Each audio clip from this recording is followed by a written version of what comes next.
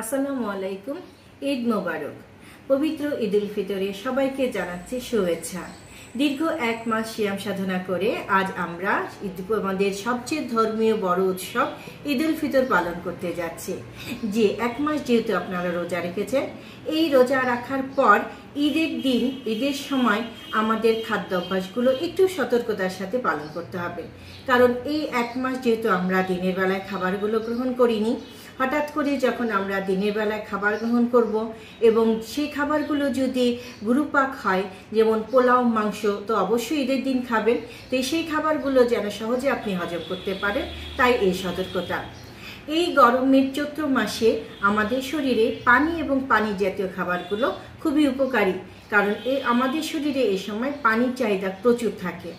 আমরা পানি এবং পানি জাতীয় খাবারগুলো অবশ্যই বেশি করে গ্রহণ করব। যেমন টক দই নিব, টক দই দিয়ে রায়তা বানাতে পারি, তেঁতুলের শরবত করতে পারি। তেঁতুলের শরবত আমাদের শরীরকে ঠান্ডা রাখবে।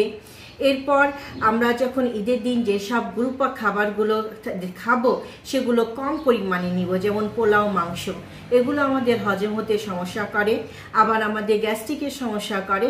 তাই এই খাবারগুলো পরিমাণে কম গ্রহণ করব, যেন আমরা কোনো রকম সমস্যায় না পড়ি, আমাদের ঈদটা যেন সফলভাবে পালন করতে পারি, আনন্দের সাথে পালন করতে পারি।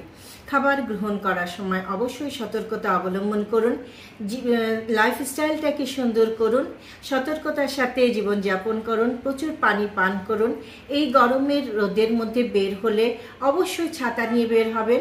অপ্রয়োজনীয় গরমের মধ্যে রোদে বের হওয়াটা না হয় ভালো। যদিও বের হন, ছাতা নেবেন এবং পানি পান করবেন।